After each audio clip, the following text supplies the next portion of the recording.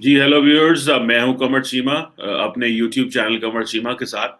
और व्यूअर्स, आज फिर मेरे साथ मौजूद हैं जनाब अरविंद सहरान साहब। किसी तारीफ के मोहताज नहीं है और आप इनको अक्सर सोशल मीडिया पे देखते हैं। अपना यूट्यूब चैनल इनका बड़ा ज़बरदस्त इंटरव्यूज करते हैं। अरविंद साहब, आपके वक्त का बहुत शुक्रिया सर। थैंक यू कमर साहब। Thank you. अरविंद साहब, हम ज्यादातर हिस्ट्री की बात करते हैं। आपने भी बड़ी हिस्ट्री की बात की, नजरियों की बात की, कल्चर की बात की, फॉरेन पॉलिसी की बात की। ये कुछ दिनों में कुछ डेवलपमेंट्स हुई हैं और आपने भी अपने यूट्यूब चैनल पे कुछ डिप्लोमेट्स के इंटरव्यू किए हैं, रिटायर्ड जनरल्स के इंटरव्यू किए हैं। How do you see these latest developments? जो मैंने आज का टैगलाइन आपके नाम के साथ रखा है, do you really see peace on the way, और यू बिलीव के अभी थोड़ा वक्त है?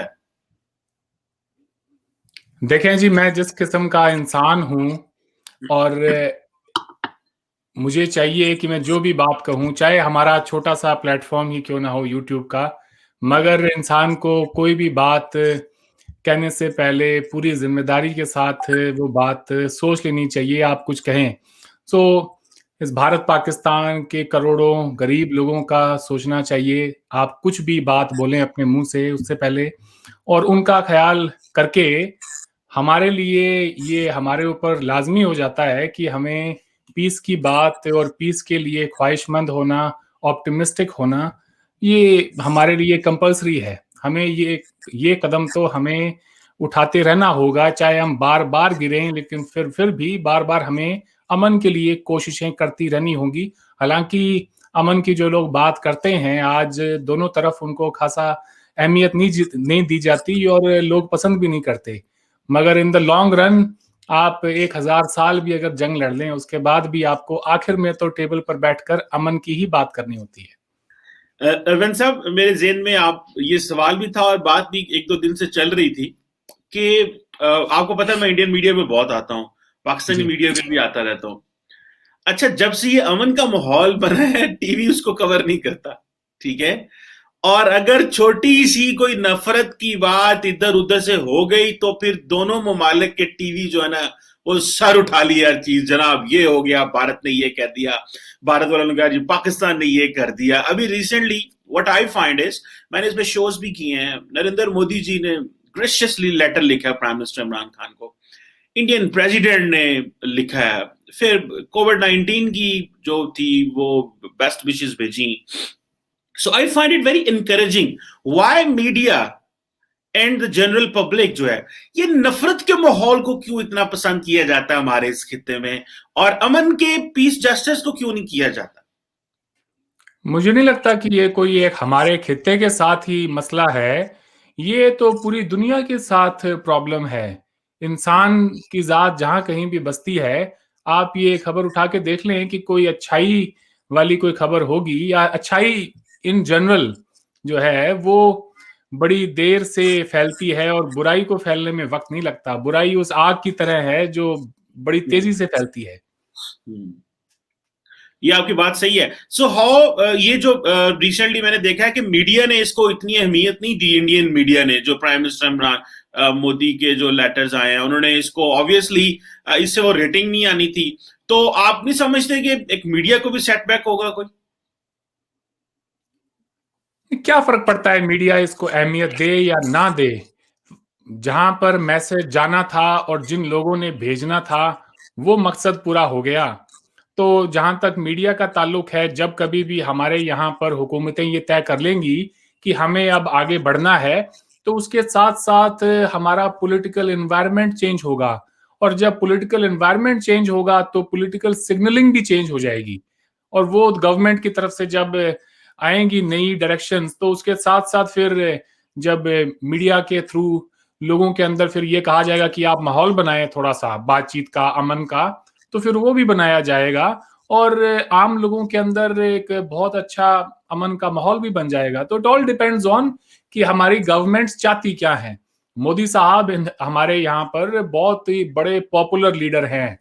वो आज कोई भी फैसला ले सकते हैं कश्मीर के मसले पर, भारत पाकिस्तान के ताल्लुकात पर। तो मीडिया, मैं नहीं समझता कि कोई बहुत ज्यादा उनका कोई कद प्राइम मिनिस्टर के कद से ऊंचा है। होना तो चाहिए, लेकिन ऐसा है नहीं। जिस मीडिया की तरफ शायद आपका इशारा है, जो हर वक्त पाकिस्तान बैशिंग में लगा रहता है, ये उन लोगों के लिए भी बहुत जल्दी मेरे ख्याल से अगर कोई माहौल बना आगे गुफ्तगू का और अच्छी कोई डायलॉग का, तो आप देखेंगे कि मीडिया की टोन भी चेंज हो जाएगी। अरविंद साहब, जैसे ही चीजें थोड़ी बेहतर हो रही हैं, आप क्या समझते हैं किन चीजों पे काम होना चाहिए? क्योंकि एक चीज तो मैं चाहता हूं कि ये जो सार्क वीजा है ये अगर खुल जाए तो हम लोग आपस में एक कनेक्टिविटी कर सकें। तो अगर हम सार्क का वीजा खुल जाए, सार्क वीजा लगने शुरू हो जाए, तो हम एक वीजा पकड़े, हम इंडिया जाएं, हम नेपाल जाएं, भूटान जाएं, श्रीलंका जाएं, मालदीव जाएं, जस्ट लाइक यूरोप। तो ये कितनी मजे की चीज है। सो आप देखते हैं कि इसकी पॉसिबिलिटी है और इस पे जो है वो काम होना चाहिए।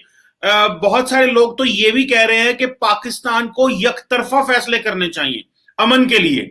मतलब ये कि विदाउट वेटिंग के इंडिया क्या फैसले करेगा, अगर हम भी प्रपोजल जारी कर दें यहां से, जैसे for SAARC visa, for giving MFN to India, तो it will give a new shape to the Indo Pak relations, because India के पास फिर वो कुशन नहीं होगा। बिकॉज अगर लेट से हमने तो एमएफएन स्टेटस ना देके गलती की है, मेरी तो एक अपना शुरू से यही कहता हूं, भारत ने हमें दे दिया, हम वेट करते रहे। सो अगर हम यकतरफा फैसले लें तो how do you see the response from Indian state? Response बड़ा अच्छा होगा, इसमें कोई डाउट नहीं है। सबसे पहले तो मेरे ख्याल से हुकूमत पाकिस्तान और इमरान खान साहब को जो काम करना चाहिए वो ये है कि उनको एक ट्वीट का जवाब ही दे देना चाहिए। उनकी सेहत के लिए हमारे प्राइम मिनिस्टर मोदी साहब ने नेक ख्वाहिशात का इजहार किया, उन्हें गुड विशेस भेजी, तो आगे से जवाब ये बनता है कि थैंक यू मोदी जी, इतना ही कह दें तो बड़ा एक कॉन्फिडेंस बिल्डिंग मेजर अपने आप में है जी। वहां से फिर आगे बातें होती हैं। लेकिन अब जहां तक ताल्लुक है आपके सवाल का है कि जी सार्क का वीजा और ये सारी चीजें, तो मैं बतौर एक इंडिविजुअल अगर आप मुझसे पूछें तो मैं आपकी सारी बातों में बिल्कुल जी सहमत हूं। In fact I would go a step ahead, I would like to come back to Pakistan. और आप जैसे लोग हैं जिनसे दोस्ती हुई है पिछले 2-3 सालों में, आप इस्लामाबाद में रहते हैं तो मनाल जाके आपके साथ बैठ के खाना शाना खाएंगे, तो ये सारी चीजें जो हैं अपनी जगह पर हैं जी। लेकिन जब तक हमारे दरमियान जो असल में इश्यूज हैं कश्मीर को लेके वो रिजॉल्व नहीं हो जाते, तब तक मुझे नहीं लगता कि हम किसी एक लॉन्ग स्टैंडिंग पीस की तरफ बढ़ पाएंगे। और ये मैं ही नहीं कहता, ये तो बयान आपकी हुकूमत की तरफ से, और जनरल बाजवा ने भी ये बात कही।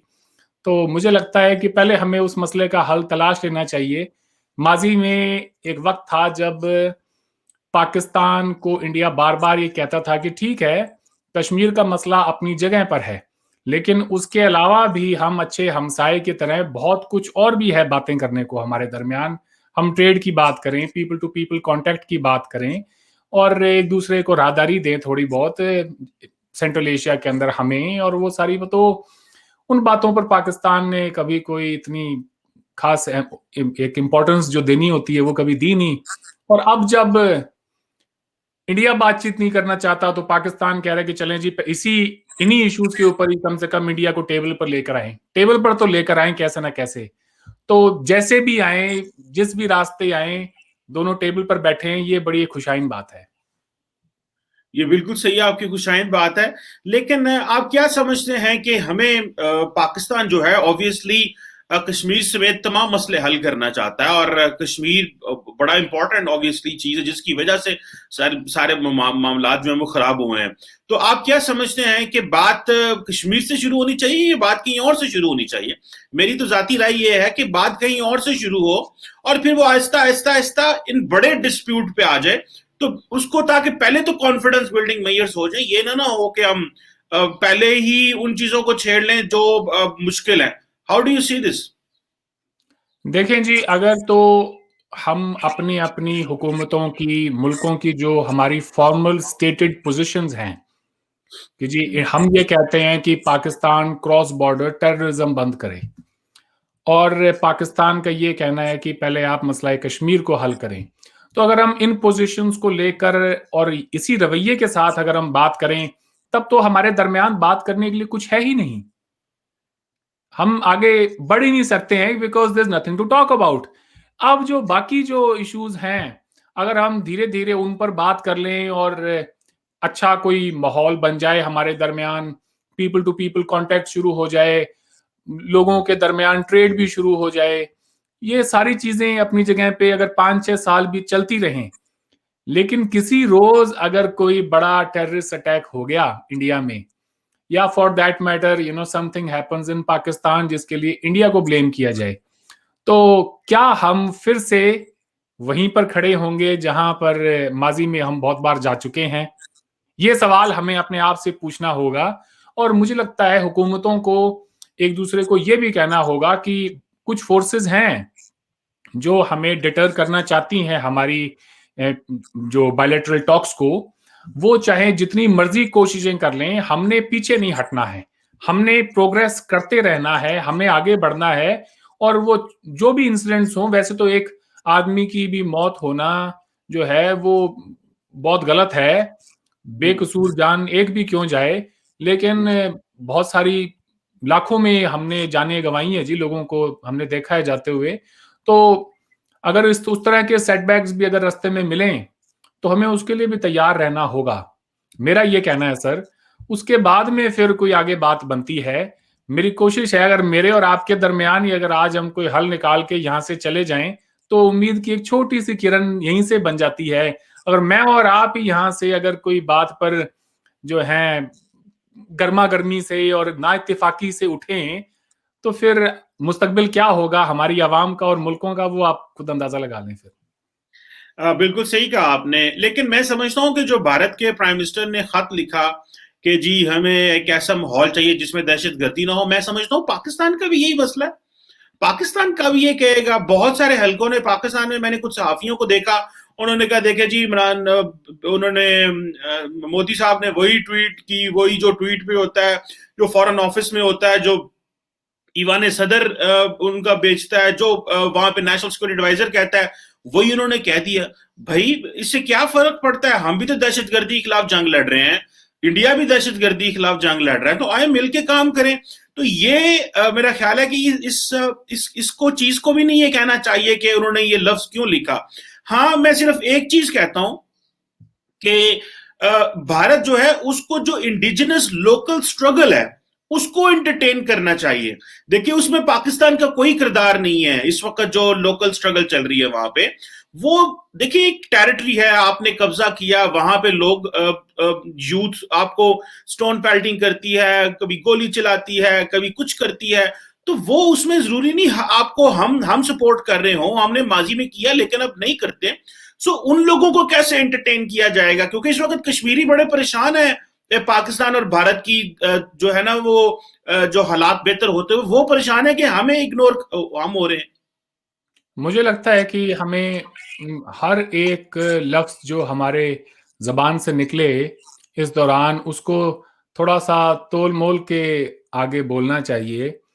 आपने जैसे कहा कि जी कब्जा किया हुआ है, और ये मुझे लगता है इन इन लफ्जों से गुरेज करना चाहिए हमें, क्योंकि इससे फिर होता ये है कि हम वापस उसी तरफ चले जाते हैं और वो डिबेट जो है वो तू तू मैं में बदल जाती है। ये हो जाता है जी कि मैं फिर ये कहूंगा कि नहीं वो कब्जा नहीं किया हुआ है, हमने जो है एक इंस्ट्रूमेंट ऑफ एक्सेशन के जरिए हमने जम्मू कश्मीर को अपना हिस्सा बनाया है। आप उसके वैलिडिटी पे सवाल उठाएंगे, मैं ये कहूंगा कि झूठा सच्चा जो भी आप उसको माने, हमारे पास एक खत तो है, कुछ ना कुछ तो है जिसके जरिए, एक डॉक्यूमेंट तो है, आपके पास वो भी नहीं है, तो नेवर एंडिंग साइकिल में चले जाएंगे। मैं आज वहां नहीं जाना चाहता, मैं बड़ा एक पॉजिटिव माइंडसेट लेकर आया हूं। और जहां तक डिसेंट को टॉलरेट करने का सवाल है, तो बिल्कुल जी हमें डिसेंट को टॉलरेट करना होगा, और कुछ हद तक मैं समझता हूं कर भी रहे हैं। मेरे बहुत सारे कश्मीरी दोस्त हैं, आप अगर चाहें तो अगली बार हम उनको एक साथ इस प्लेटफॉर्म पर बुला सकते हैं, और वो मुसलमान हैं, आप उनकी राय भी जानें, और वो किसी पार्टी से या कोई वैसे नहीं है। तो वो हम जब ये कहते हैं ना हमने आगे बढ़ना है, तो मैं यहाँ पे कहते चलूं और बिल्कुल वाजे अल्फाज में ये बात कह दूं, आगे बढ़ने का अगर आप मुझसे पूछें कि अरविंद आपकी नजर में आगे बढ़ना क्या है, एक बड़ा ही एक जेन्युइन सवाल बनता है ये कि आगे कैसे बढ़ा जाए। आगे हमें हमारी जियोपॉलिटिकल रियलिटीज को तस्लीम करके, स्टेटस को तस्लीम करके ही आगे बढ़ सकते हैं। हमारे यहाँ पे बहुत ही हॉकिश किस्म के बयान दिए गए हैं पिछले कुछ 12 महीने से लेकर ये जो वक्त रहा है, इनमें कहा गया है जी कि it's only a matter of time, हमें जब ऑर्डर मिलेगा। वो बात भी ठीक है, उनकी तो वैसे की ऑर्डर पे बात होती है सारी, मगर फिर भी मैं समझता हूं कि ये इस तरह के बयानों से बचना चाहिए कि हमें जब ऑर्डर मिलेगा तो हम जाके गिलगित बल्टिस्तान, पाकिस्तान ऑक्यूपाइड कश्मीर ले लेंगे, इस किस्म की बातें कही जाती हैं। तो अगर उन्हीं लोगों से आप प्राइवेटली पूछें कि जी आपका क्या ख्याल है, क्या ये मुमकिन है कि हम बॉर्डर क्रॉस करके उस तरफ जाके और ये काम कर लें, तो वो कहेंगे कि नहीं यार ये मुमकिन तो नहीं है, इट्स नॉट पॉसिबल। तो वही बात पाकिस्तानियों पर भी उतनी फिट बैठती है कि अगर आपसे कोई ये पूछ ले कि जी कश्मीर की आवाम को चूरण दिया हुआ था पिछले 30 सालों से, और वो राजा फारूक हैदर साहब जैसे कह रहे थे इमरान खान साहब को कि मेरी नानी ख्वाब देखती थी और ये कहती थी, और कश्मीर की हर बेटी कि पाकिस्तानी फौज आ रही है सब पगड़ी पहन के, और 5 अगस्त का वाकया हो गया, कोई पाकिस्तानी फौज नहीं आई। कश्मीरियों को भी एक रियलिटी चेक हो गया कि हम कहाँ खड़े हैं और हमारी मदद के लिए कोई आएगा या नहीं आएगा। देखें जी 70-72 साल हो गए हैं हमें एक दूसरे को ये चूरन बेचते हुए, और अगर हमने आगे भी यही काम करना है फिर तो ये पीस जेस्चर्स और ये खत लिखना एक दूसरे को मोहब्बत के, ये वेस्ट ऑफ टाइम है। और शायद मैं और आप जो बैठ के बात करें वो भी वेस्ट ऑफ टाइम है। हमें ये करना चाहिए, एलओसी को इंटरनेशनल बॉर्डर बनाना चाहिए, ना ही तो कोई 1 इंच जमीन इंडिया से पाकिस्तानी कश्मीर की ले रहा है और ना ही आपके यहां से कोई इंडियन कश्मीर की ले रहा है। 3-4 वॉर हमने देख लिए हैं माजी में करके और उनका कोई हल नहीं निकला है। इंटरनेशनल कम्युनिटी में एक नए कॉन्फ्लिक्ट के लिए फिलहाल तो मैं बता दूं, आगे का तो मुझे नहीं पता पूरी जिंदगी भर का, तो मगर फॉर द नेक्स्ट डेकेड और 2 डेकेड्स कोई चांस नहीं है। पोस्ट कोविड एरा में हमारे पास बहुत बड़े बड़े चैलेंजेस होंगे, और जब मैं कह रहा हूँ कि बड़े चैलेंजेस तो वो बहुत ही सीरियस किस्म के चैलेंजेस हैं हमारी इकोनॉमी को लेके और लोगों की जिंदगियों को लेकर। तो हमें उस पर फोकस करना है, और उसके लिए ये जरूरी है कि हम ये जो माजी में जो हम ये जो टॉक्स करते रहे हैं और साक मीटिंग और फलाना उस पे जी फोरम पे मिले, यहाँ मिले, ये हुआ वो हुआ, ये सारे के सारे जो अनफ्रूटफुल किस्म के जेस्चर्स हैं उनको भुलाकर we have to move toward something concrete. और पहली बार है पाकिस्तान में हो रहा है, माजी में ये भी एक प्रॉब्लम थी कि सिविल मिलिट्री जो रिलेशनशिप है आपकी वो कोई एक पेज पर होते नहीं थे। ये हुकूमत बार बार कह रही है कि government and the military are on the same page, और वहां से भी उस किस्म का ये बयान आता है। DGISPR फॉरेन मिनिस्टर को साथ में बिठा के प्रेस कॉन्फ्रेंस करते हैं, और हमारे यहाँ पे मोदी साहब हैं जिनके पास बड़ा स्ट्रांग मैंडेट है। मोदी साहब अगर ये भी कहना है इंडिया के लोगों को कि मैं चाहता हूं भाई एक दिन के लिए तुम टांगे ऊपर सर नीचे करके खड़े हो जाओ, तो वो भी हो जाएंगे। वो पिछले साल कहा था उन्होंने तालियां बजाओ सारे, वो सबने तालियां बजानी शुरू कर दी, थालियां पीटनी शुरू कर दी। तो मोदी साहब जो कहेंगे वो हर चीज हो जाएगी फिलहाल तो now is the time to resolve it, अगर कोई इसके लिए सीरियस है तो। और उसका हल वही है जी, जो ये जो शो हम कर रहे हैं इसको खत्म करके अगर हम ऑफ द रिकॉर्ड अगर बात करेंगे, वही मसले का हल है जो हर कोई बात करता है of the record. Private opinion चाहे इंडियन का हो या पाकिस्तानी का हो वो एक ही है, और वो सबको पता है, कोई बोलता नहीं है, मैंने बोल दिया है, बात इतनी है सर। लेकिन एक और बात भी बताएं अरविंद साहब कि दोनों ममालिक की तरफ से और पर्टिकुलरली पिछले 6-7 सालों में ये मुझे कहने दें क्योंकि मैं इसका पर्सनली इसका गवाह हूं, मेरी विविड मेमोरी है क्योंकि मैं पढ़ रहा था, पढ़ा रहा था, एक्टिवली इसमें पार्टिसिपेट कर रहा था टीवी डिस्कशन में। ये पिछले 6-7 साल में जितनी भारत ने नफरत में इन्वेस्टमेंट की, और उससे अगर उससे पीछे भी ऐसे ही है, और पाकिस्तान ने भी नफरत में इन्वेस्टमेंट की। मैं किसी एक मुल्क का नाम नहीं लूंगा क्योंकि अगर फिर मैं एक मुल्क का नाम कर लूंगा तो फिर तो बायस्ड हो जाऊंगा ना। लेकिन नरेंद्र मोदी जी के आने के बाद एक माहौल गर्म हुआ, ठीक है, वो क्या हुआ किस तरह हुआ मैं उस पर नहीं जाना चाह रहा। ये तो एक एनवायरनमेंट बन गया।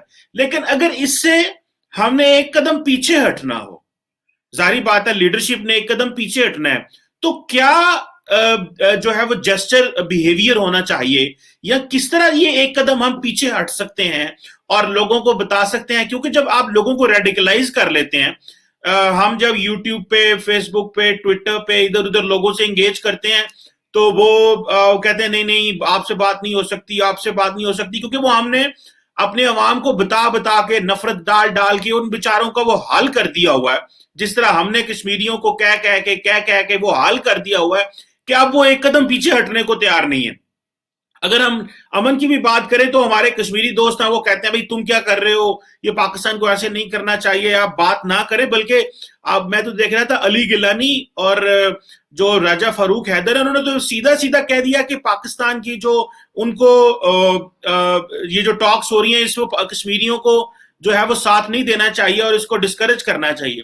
मैं जो चीज पूछना चाह रहा हूं कि दोनों तरफ से इन्वेस्टमेंट्स हुई हैं नफरत में, इसे एक स्टेप पीछे हटना है, तो वो कैसे स्टेप लिए जाएं ताकि हम थोड़ा थोड़ा पीछे भी हटते जाएं और अवाम तक एक अपना पैगाम भी पहुंचे कि नहीं भाई अब वो चीजें नहीं रही, अब चीजें बदल रही हैं, चीजों को, माहौल को, अमन में इन्वेस्टमेंट करनी है। आप जिसे नफरत कहते हैं, खास तौर पर इंडिया के हवाले से मोदी साहब के आने के बाद, मैं उसको, और ना सिर्फ मैं, भारत की अक्सरियत अवाम उसको बिल्कुल अलग तरीके से देखती है। उन्हें पैट्रियटिज्म। मोदी साहब में एक, आप ये कहें कि मोदी साहब ने आने के बाद उन्हें एक कॉन्फिडेंस दिया है, और कॉन्फिडेंस ये दिया है कि अब हमने छितर नहीं खाने हैं, अब हमने ईंट का जवाब पत्थर से देना है, अब हमने लड़ना है। अब अगर कोई हमारे ऊपर अटैक करेगा तो हम कोई अपोलोजेटिक होकर और अपने यहाँ पर उल जलूल के बयान देकर और कन्नी काटते नहीं फिरेंगे अपनी जिम्मेदारियों से, जैसा कि मुंबई हमलों के दौरान हुआ, पार्लियामेंट अटैक के दौरान हुआ, करगिल के दौरान हुआ, उससे पहले होता रहा। वो, मैं माजी में नहीं जाना चाहता कि किसका क्या रोल रहा है। मुझे लगता है यहाँ से इंडिया पाकिस्तान के जो रिलेशंस हैं वो आगे तभी बढ़ेंगे जब मेरे और आप जैसे लोग आगे की बात करेंगे, फ्यूचर की बात करेंगे। तो जिसे आप कहते हैं कि जी ये नफरत का माहौल और ये वो एक एक्शन का, वो नहीं, वो एक रिएक्शन का एक्शन है चीमा साहब, जो कि मैंने बहुत बार उसका इजहार किया है, तो दोबारा करने में ऐसी कोई वो बात है नहीं। I am sure you are well aware of it. Modi साहब के आने के बाद लोगों को वो कॉन्फिडेंस मिला है। आप उसको डिनाई कर दें कि जी कोई उरी में सर्जिकल स्ट्राइक नहीं हुई, कोई बालाकोट में स्ट्राइक नहीं हुई, आपके यहाँ पे एक अलग नैरेटिव है उसको लेकर, हमारे यहाँ पर एक बिल्कुल अलग नैरेटिव है। हमारे यहाँ पर नैरेटिव ये है कि हमने जाके और जो भी हमारे ऊपर दहशतगर्दी के वाकयात हुए हैं, हमने उनका मुंह तोड़ जवाब दिया है। हमारे यहाँ हिस्ट्री में इंडिया और पाकिस्तान में अगर आप देखें, लोगों में, जब मैं वो इंसान हूं जिसने पाकिस्तान देखा है, और बहुत सारे पाकिस्तानी दोस्त हैं मेरे, मैं वहां की सिविल सोसाइटी को जानता हूं। तो same set of history, same set of events के हमारे बिल्कुल ऑपोजिट व्यूज हैं। तो इस बहस में बिल्कुल नहीं पड़ना चाहिए कि किसका व्यू ठीक है और किसका गलत है।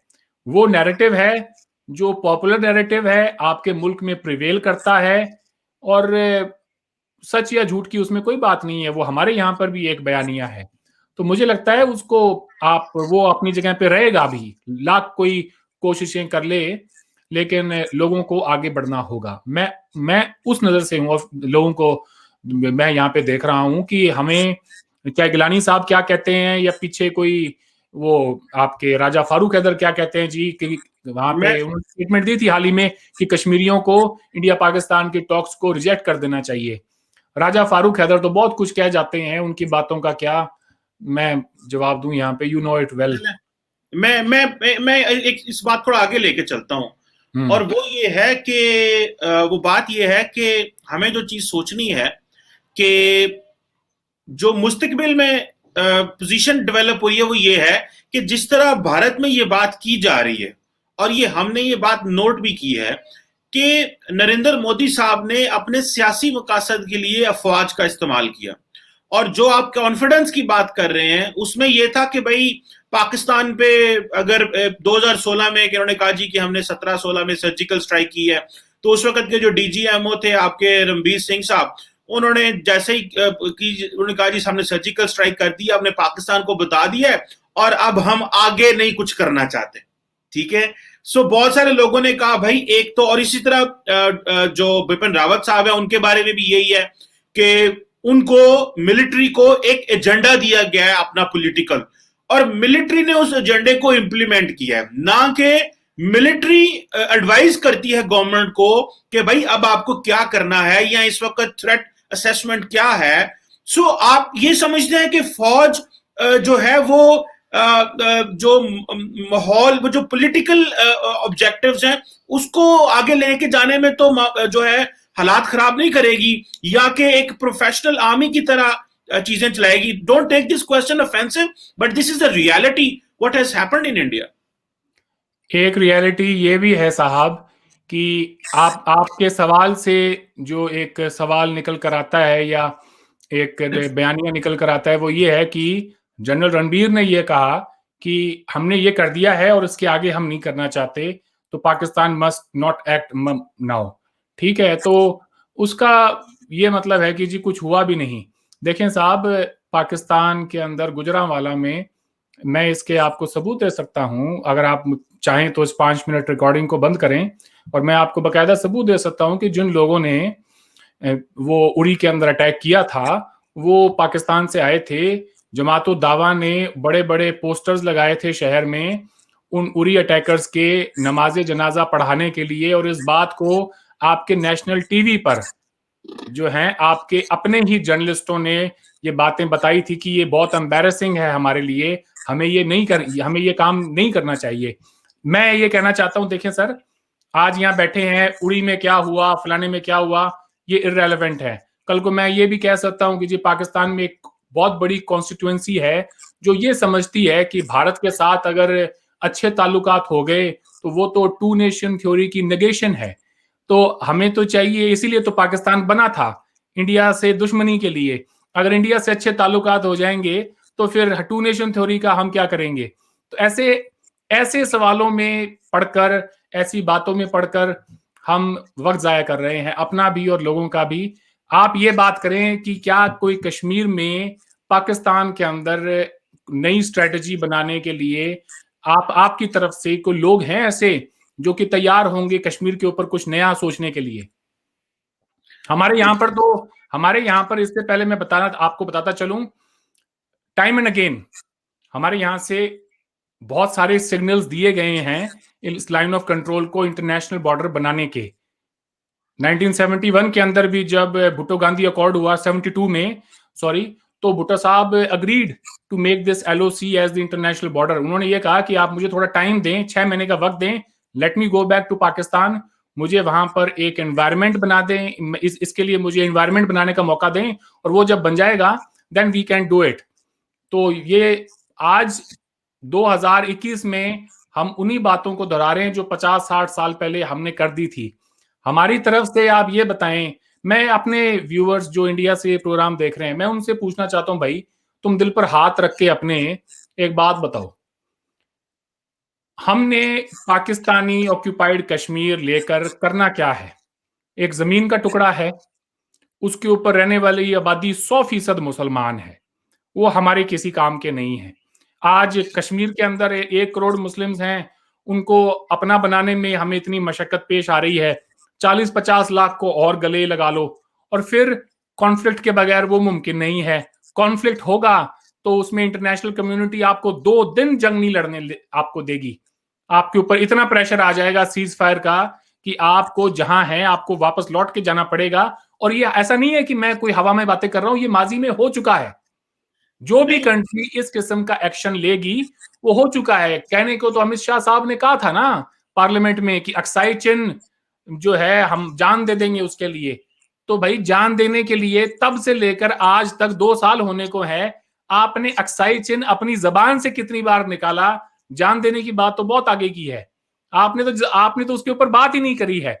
चीमा साहब, मैं बड़ी यहाँ पे बोल्ड किस्म की बात कर रहा हूं, शायद आपको भी करनी चाहिए, आप डंडी ना मारें। ये बताएं, लाइन ऑफ कंट्रोल को इंटरनेशनल बॉर्डर बनाने के लिए क्या ख्याल है आपका? मेरी जाती राय तो ये है कि मैं समझता हूं कि जो एग्रीव्ड पार्टी है वो कश्मीरी है। ठीक है, भारत, आप अपने एक जगह पे रह रहे हैं, हम अपनी एक जगह पे रह रहे हैं, जो मुतासर लोग हुए वो तो कश्मीरी हैं। तो सबसे पहले तो कश्मीरियों से पूछना चाहिए वो क्या चाहते हैं। सो अगर हम उनसे पूछ नहीं, लेंगे क्या पूछना चाहते हैं? ऐसे हम इंडिया के अंदर हमारे जितने भी स्टेट्स हैं, हम सब के अंदर रेफरेंडम नहीं कराने लगे। Jammu Kashmir is an integral part of India. चले वो आप कह लें, मैं वो आपको हम नहीं, हम कहने को नहीं कहते हैं। हमारा उसके ऊपर देखें जी, जिस रेफरेंडम को आप बार बार हर पाकिस्तानी बोलता रहता है, खुदारा रहम करें अपने ऊपर भी और दुनिया के ऊपर भी, एक बार उसको पढ़ भी लें, लोगों को ये बता भी दें कि भाई उसमें लिखा क्या है। ये आर्टिकल 6 के तहत है हमारा रेजोल्यूशन कश्मीर का। तो आर्टिकल 6 की रेजोल्यूशन जो है वो नॉन बाइंडिंग है। उनमें से अगर एक पार्टी भी अग्री नहीं करती है तो वो फिर आगे नहीं हो सकता है उसमें कुछ मैं भी। तो कोफी अनान साहब से, मुझे प्लीज बोलने दें, कोफी अनान साहब ने 2000 आई थिंक एक या के करीब, something like that, may be 2004, I mean around that time, उन्होंने इंडिया, पाकिस्तान और ये 3-4 ममालिक का दौरा किया। वहां से उस दौरे के बाद उनसे पूछा गया कश्मीर के रेफरेंडम के हवाले से, तो कोफी अनान साहब का ये बयान है, ऑन रिकॉर्ड है, आप इसको पढ़ सकते हैं। उन्होंने कहा कि ना ही तो अब वो प्लेबिसाइट की कंडीशंस हैं, ना ही वो एरिया है। पाकिस्तान ने को उसी वक्त चाहिए था कि आप जो उस एग्रीमेंट के तहत जो कुछ भी प्लेबिसाइट के तहत उसकी रिक्वायरमेंट्स थी, आप उसको फुलफिल करते, उस वक्त करते। कुछ एरिया आपने चाइना को दे दिया है, हमारा कुछ एरिया 62 की जंग के बाद अक्साई चीन के पास चला गया है, जंग के बाद गया है, वो गिफ्ट नहीं किया हमने। और उसके बाद आप ये देखें कि बहुत कुछ हो गया है। तो अंग्रेजी में कहते हैं ना, lot of water has flown under the bridge since then. तो उन्होंने कहा कि अब ये जो रेजोल्यूशन है, रेफरेंडम की जो बातें हैं, ये मीनिंगलेस हैं। ये कोफी अनान साहब की स्टेटमेंट हैं, जो यूनाइटेड नेशंस के हेड थे उस टाइम। तो अगर तो इंटरनेशनल कम्युनिटी, जिसको बार बार आप ये याद कराते रहते हैं कि जी यूएन रेजोल्यूशन कराएं, यूएन, खुदारा उसको कोई पढ़ के और बता भी दे कि उनका क्या, उनकी अहमियत है, और तो वो आज वो बातें मतलब नहीं बनता उनका करने का।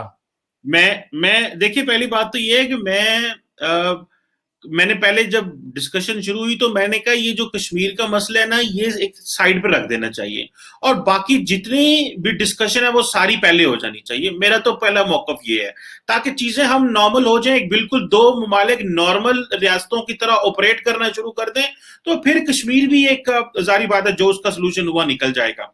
लेकिन आपका अपना एक मौकफ है, हमारा इसमें अपना एक मौकफ है।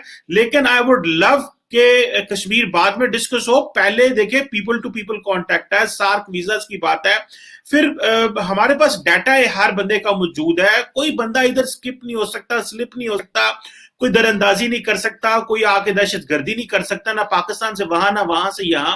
सो मेरा ख्याल है कि जब तक हम अवाम को, लोगों को दोबारा वो आपस में मिलने नहीं देंगे, लोग आपस में उस तरह इंगेज नहीं होंगे पॉजिटिवली, और सोसाइटी, मीडिया, जो फिल्म इंडस्ट्री है, ड्रामा इंडस्ट्री है, यूथ है, यूनिवर्सिटियां, कॉलेज, तो ये जब तक ये लोग इंगेज नहीं होंगे, मेरा ख्याल है वो जो बॉन्डिंग जो हमारी बनी हुई है पुराने वक्तों की है, वो शायद उसको वापस लाना मुश्किल होगा। सो पहले ये काम करेंगे, कश्मीर जो है उसको, obviously I am of the view कि इसको बाद में ही इसके ऊपर बात होनी चाहिए, अदरवाइज हम कहीं भी नहीं पहुंच पाएंगे ना। हमने पहले गलती की, जब भारत हमें कहता था इकोनॉमी पे बात करें, आए इंगेज हो और चीजों में, हम कहते थे नहीं पहले कश्मीर पे बात करो, वो हमने सारा टाइम जाया कर दिया। अभी हम अगर हम अभी भी वही करेंगे तो फिर तो कोई अकल की बात ना हुई, अभी हमें और चीजों पे जाना चाहिए। जी, मैं अपनी कोई आपको ओपिनियन दूं, वो आपको ये बात समझनी होगी कि मेरी ओपिनियन कुछ चीजों पर बेस्ड है। वो है प्राइम मिनिस्टर मोदी की तरफ से जेस्चर्स, हमारी जो एलओसी पे सीज फायर हुई है, उसके बाद में इमरान खान साहब की स्पीच इस्लामाबाद सिक्योरिटी डायलॉग में, जनरल बाजवा की स्पीच वहीं उसी सिक्योरिटी डायलॉग में, जनरल बाजवा में अभी वही ढूंढ रहा था, उन्हीं का जो स्पीच का टेक्स्ट है। तो जनरल बाजवा ने क्या कहा? जनरल बाजवा ने कहा, and I quote, that it was naive to apply the failed solution of yesteryears to the challenges of today and tomorrow. हाँ, ठीक है, तो इसका मतलब ये है कि हमने जो माजी में जो सॉल्यूशंस ट्राई किए हैं, उन्हीं को दोबारा उनके बारे में बात करना या अप्लाई करना, वो एक नाइव को क्या कहते हैं जी हिंदी उर्दू में, वो ना समझी होगी या जो भी आप उसको कहें, ठीक है। तो मैं उनकी इस स्पीच के हवाले से मेरी ओपिनियन है, जब एक पाकिस्तानी आर्मी का चीफ ये बात कह रहा हो कि माजी में हमने जो चीजें ट्राई की थी, पास्ट में जो चीजें ट्राई की थी, उनको अब आप अप्लाई नहीं कर सकते आज और आने वाले कल में, that means we have to come up with something new. और न्यू में ये होगा कि आप अगर एक दूसरे के ऊपर कीचड़ उछालेंगे तो then you are back to square one, आप कहीं पे आगे नहीं बढ़ते हैं। बात करने वाली ये है चीमा साहब, लाइन ऑफ कंट्रोल को इंटरनेशनल बॉर्डर बनाएं और उसके बाद में the sky is the limit. उसके बाद में आप ये कहें कि हम बॉर्डर्स को जो हैं इररेलेवेंट कर देंगे, यूरोपियन यूनियन की तरह हमारे यहाँ पर लोग आ जा सकेंगे, ट्रेड होगी, सब कुछ होगा। कश्मीर के अंदर भी लोग आपस में मिल सकते हैं जैसे कोई लाहौरी और कोई अमृतसर वाला जाके मिल सकता है, उतनी ही आसानी से। उसके लिए हमें सबसे पहले कोई हम ये कहें जी बॉर्डर्स को इररेलेवेंट बनाएंगे, तो पहले उसके लिए बॉर्डर तो बनाना पड़ेगा, तभी तो इररेलेवेंट बनाएंगे। जब आप बॉर्डर ही नहीं बना रहे हैं और एक सीज फायर लाइन लगा के बैठे हैं, तो फिर कैसे बात बनेगी? वो एलओसी क्या है, लाइन ऑफ कंट्रोल कह लें, वो है तो सीज फायर लाइन ही, उसको नाम बदल के हमने एलओसी कर दिया, मगर है वहां सीज फायर वायलेशंस होती रहती हैं, जब आप देखते ही हैं। तो बातें हैं जी ये करने वाली, मैं ठोक बजा के बात कह रहा हूं आपसे। हम लोग इंडिपेंडेंट लोग हैं, हमें कम से कम आजादी के साथ अपनी राय को लोगों के सामने रखना चाहिए, ये फर्ज बनता है। आए बाएं शाएं करने में कुछ नहीं रखा। बात ये है साहब कि जिस दिन आप ये कह देंगे ये सारा का सारा दारोमदार पाकिस्तान के ऊपर है, आप ये कहें कि जो शिमला अकॉर्ड के तहत हमने कश्मीर का हल निकाला उस वक्त था, जो भी उसकी एक उसका जो फ्रेमवर्क था, लेट्स रीइग्नाइट इट, और हम उसको ये कहते हैं जी कि we are ready to accept it, और आए अब मिलजुल के रहते हैं। कोई ऐसा दिन दिखाएं चीमा साहब जब मेरे जैसा आदमी कोई अपनी गाड़ी लेके पाकिस्तान से यहाँ से पहले इंडिया से जाए, पंजाब से क्वेटा होते हुए ईरान जाए, टर्की जाए और यूरोप जा सके ड्राइव करके। वो बाबा आपके हाथ में है, वो दिन दिखाओगे या नहीं दिखाओगे, या ऐसे वैसे लोगों को आप जो है तंग करते रहोगे? देखें, मैं तो पहले दिन से अमन की बात कर रहा हूं और मैं उन लोगों में से हूं और मैं चाहता हूं चीजें बेहतर हों। और जो जनरल बाजवा की आपने स्पीच का टेक्स्ट पढ़ा और जो आपने कहा, मेरा ख्याल है कि बड़े दोनों रैशनल चीजें हैं। और देखें, अगर हम इतने जोगे होते तो मकबूजा कश्मीर आपसे ले लेते, और अगर आप इतने जोगे होते तो आप आजाद कश्मीर हमसे ले लेते। मैं जस्ट एक बात कर रहा हूं, ठीक है? हाँ, वो तो कह चुका हूं मैं कि बॉर्डर्स को आप फोर्स के जरिए तब्दील ना तो कर पाए हैं माजी में, आपके पास एग्जांपल्स हैं, उनको उठा के देख लें। और आगे इंडिया वाले हों कि हमारी कोई वो नहीं है कि हमने क्रॉस करके जाना है जी, हमारी सोच ही नहीं है, हम आगे बढ़ना चाहते हैं। हाँ, सही कह रहे हैं, बिल्कुल ऐसी है। So let's hope for the best and with this positive note के हमें क्या ख्याल है इस बारे में, आपका क्या ख्याल है, ये भी तो बताते जाएं।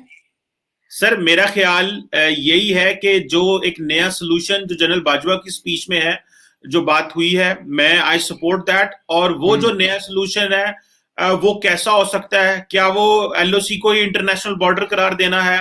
क्या वो सॉफ्ट बॉर्डर क्रिएट करना मकसूद है? क्या वो जो है कि कोई इस तरह का नया फॉर्मूला जिसमें कोई ऐसी नई इन्वेंशन की जा सके? I am not aware on so many things, लेकिन I am of the view के आप पॉलिटिकल एनालिस्ट हैं जी, क्या अवेयर नहीं है? दुनिया भर में जाते हैं आप, पेरिस से लेकर और मुंबई तक। सुने तो सही। मैं कोई भी अनकन्वेंशनल, कोई भी ऐसा तरीका जिससे अमन आ जाए, भले वो एलओसी इंटरनेशनल बॉर्डर हो जाए, दोनों मुल्क आगे चल पड़े, मैं हर चीज के लिए जाने को तैयार हूं, as long as things get normal. उसमें मुझे मैं किसी एक चीज पे नहीं खड़ा होना चाह रहा। मेरा मौकफ ये है कि मैं सिर्फ ये नहीं कहता, मैं कहता हूं कि हर जो चीज है वो डिस्कस की जाए और जिसमें कश्मीरियों को फायदा हो, इंडियंस का फायदा हो और पाकिस्तानियों को फायदा हो। और जो आपका व्यू है कि हम दिल्ली से चलें, लाहौर पहुंचे, काबुल जाएं, ईरान जाएं, सेंट्रल एशिया जाएं, और इसी तरह इंडियंस की सारी प्रोडक्ट्स जाएं जी। I am of the view कि सारे भारत, आज अगर भारत पाकिस्तान का बॉर्डर खुलता है और इसमें ना खोलने में, बिजनेस ना होने में हमारा बहुत बड़ा कसूर है, पाकिस्तान का बहुत बड़ा कसूर है। मैं इंडिया को चार्ज नहीं करूंगा, मैं अपने आप को चार्ज करूंगा। हम लोगों ने MFN नहीं दिया, हमारी छोटी छोटी बिजनेस लॉबीज थी, किसान लॉबी थी, उन्होंने गवर्नमेंट्स को मजबूर किया कि आप बॉर्डर ना खोलें, ट्रेड ना करें, नहीं तो हमारी मंडियां बैठ जाएंगी, इंडिया की चीजें आएंगी, प्रोडक्ट्स आएंगी। यहाँ पे वो नए बीज नहीं थे, पुराने बीज थे, इन्होंने अपने आप को मॉडर्नाइज नहीं किया एग्रीकल्चर को। सो हमें पता है हमारी गलतियां हैं उसमें बहुत ज्यादा करने में। और जो पॉलिटिशियंस होते थे उन्होंने वोट लेना होता है, उनके फाइनेंसर होते हैं, सपोर्टर होते हैं, आपको पता है, फिर वो चीजें जो है वो नहीं चला पाते। मैं इसमें 2-4 बातें जोड़ना चाहता हूं। एक तो ये है कि आज अगर प्राइम मिनिस्टर मोदी कोई फैसला लेते हैं ना, कोई सख्त फैसला लेते हैं, तो मुझे पूरा यकीन है कि हमारी ऑपोजिशन को वो कंसल्ट करके उनके साथ राय पूरी लेके और फिर कोई फैसला लेंगे। पाकिस्तान के अंदर भी ऐसा ही होना चाहिए। जब मियां साहब प्राइम मिनिस्टर थे तो बिलावल भुट्टो ने कहा था कि मोदी का जो यार है गद्दार है और पता नहीं इस किस्म के नारे लगाए। आज जब इमरान खान साहब के दौरे हुकूमत में 5 अगस्त का वाकया हुआ, तो उसके बाद मियां साहब की तरफ से और PDM वालों ने सब ने ही कहा कि जिन्होंने तो कश्मीर का सौदा कर लिया है। तो इनसे ये पूछना चाहिए कि अगर ये कोई कुछ करना भी चाहते हैं आगे, तो या तो आप कर लें, या तो आप कह दें कि जी हम आ जाते हैं और हम आपको कश्मीर रातों रात फतेह करके दे देंगे। PDM की आर्मी चढ़ दौड़ेगी कश्मीर पे और वही आपको लेके दे देगी। लड़ना तो आखिर अफवाज पाकिस्तान ने है। Let's be realistic about it. अगर पाकिस्तान की आर्मी कश्मीर को इंडिया से जीत के लेकर जाती है तो फिर भी उसकी जो गुंजाइश है, अगर कोई मान लें, अगर तो पाकिस्तान के अंदर वो फौज ही है, कोई चंद लोग खड़े मतलब ऐसे एलिमेंट्स, रोग एलिमेंट्स खड़े होकर हाथ में एक एक बंदूक लेके वो क्या कश्मीर फतेह करने जाएंगे? वो जा रहे हैं सुसाइडल मिशन पर। ठीक है, तो हमें उन लोगों को भी रोकना होगा जो बंदूक उठा के और जिहाद पर निकल जाते हैं। हमारी तरफ से कोई RSS का बंदा इस किस्म के एडवेंचर पे नहीं निकलता कोई कि जी मैं पाकिस्तानी कश्मीर फतेह करने जा रहा हूं, मुझे आशीर्वाद दे दें और आप लौट के आऊंगा मैं कश्मीर लेके। हमारे कोई ऐसी कोई कोशिश ही नहीं हुई है। कोशिश होगी तो फौज करेगी। अगर फौज से ही नहीं हो रहा है तो फिर कोई RSS जैसी या कोई भी एक तंजीम जिनको आप समझें कि ये रेडिकल तंजीम है, जो भी आप नाम दें, वो आपकी मर्जी है, वो